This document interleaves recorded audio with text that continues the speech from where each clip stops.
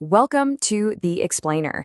So, today we're going to talk about a really old problem in the world of finance: trust. I mean, how can you ever be sure that the numbers you're looking at are, well, real?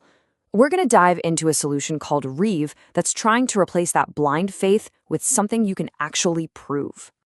And this quote, wow, it's from a finance veteran named Cleo Martins, and you'll be hearing more from her. It just perfectly sums up how fragile trust is in our financial system, right? Everything was fine until the day it was not fine anymore. I mean, one day a company's worth billions, and the next day, poof, it's gone. So let's figure out how we got here and what might come next. Okay, so here's our game plan. First, we're going to look at the problems buried deep in the world of finance. Then, we'll talk about the big aha moment that sparked a new solution. And finally, we'll see how this whole idea could completely change everything from boring audits to how we keep our leaders honest. All right, Section 1, Beyond the Green Screen. To really get the solution, you've got to understand the problem first. And there's no better way to do that than through the eyes of someone who lived and breathed this stuff for over 20 years, our product lead, Cleo Martins. You know what's really wild is when you look at how finance has changed. We went from those old school black screens with green letters to these super complex dashboards. But here's the thing, all that new tech didn't actually solve the core problems. Nope, it just piled on more layers, more complexity, more global rules to follow, and this insane pressure to do everything faster and faster. Okay, part 2, a crisis of trust. All of this new complexity, all this speed, well, it's led to a much deeper, more fundamental problem. And it's one you've probably seen in the headlines again and again. Yeah, I'm talking about massive failures like FTX and Wirecard. These scandals, they showed us something pretty terrifying, right? That these huge, multi-billion-dollar companies can literally collapse overnight. It proved their financial reports were basically just a house of cards, hidden behind all that complexity until it was way too late. Just like Cleo said, everything was fine until it wasn't. And that really gets to the core of it, doesn't it? The problem is we're just asked to trust these opaque numbers. We're told to have faith in the final report, but we have zero way of checking how they got there. We can't see the messy, complicated, globe-spanning journey those numbers took. Okay, Section 3, the unchangeable ledger. So what if there was a technology that could just completely flip this whole dynamic on its head? Well, that question brings us to the big aha moment, the foundational idea that started this whole thing. Now, the key idea here, and this is really important, it's not about cryptocurrency. It's about a core feature of the technology behind it, immutability. And all that means is you can't change it. Once data is recorded on a blockchain, it can't be altered or deleted. It's permanent. Think about that. You can't go back and secretly cook the books. And for Cleo, hearing this was a total revelation. I mean, you have to imagine, after spending your entire career fighting with numbers that could be twisted and manipulated, the simple idea that you put the data there and it doesn't change anymore, well, she said, oh my God, that's so cool.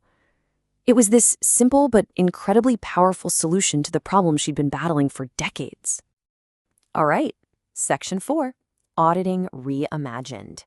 So, how do you take this cool idea of an unchangeable ledger and turn it into something, useful? Let's look at how a system like Reeve is using it to fix one of the most dreaded, most painful processes in the entire business world, the audit.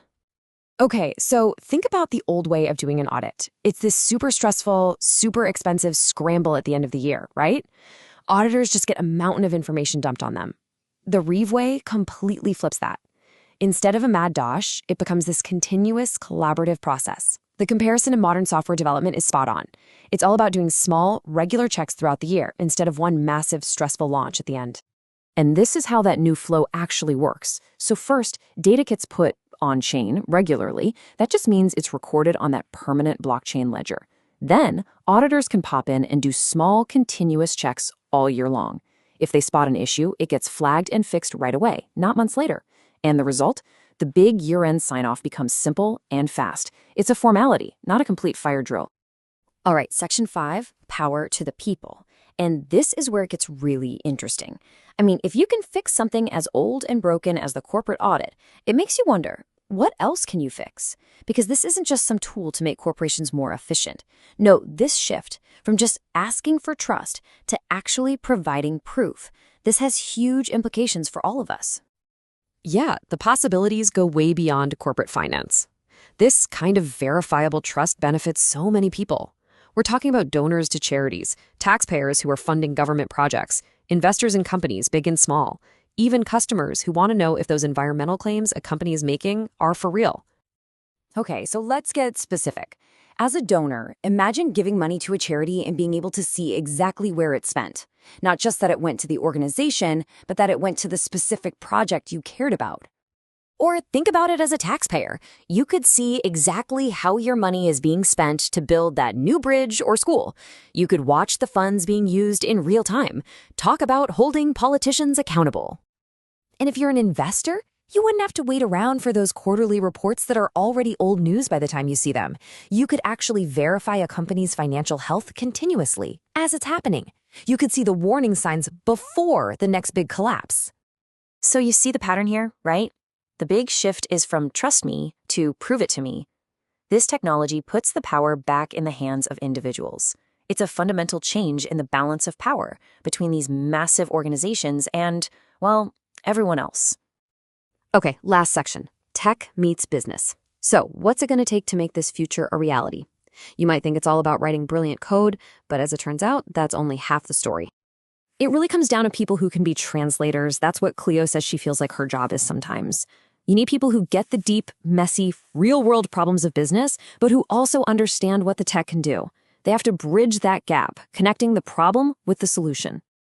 And honestly, this is a shift we're seeing everywhere.